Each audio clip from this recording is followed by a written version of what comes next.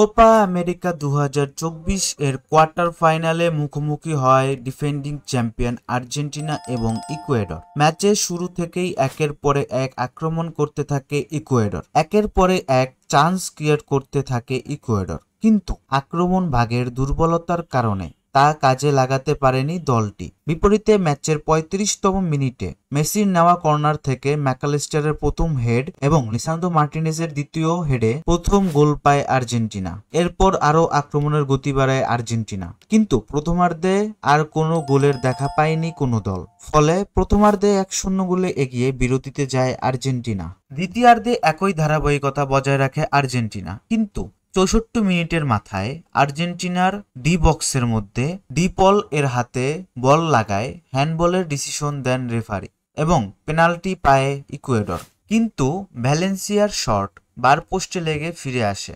ফলে ম্যাচে ফিরে আসার সুবর্ণ সুযোগ হারায় ইকুয়েডর। এরপর আক্রমণের গতি বাড়ায় ইকুয়েডর।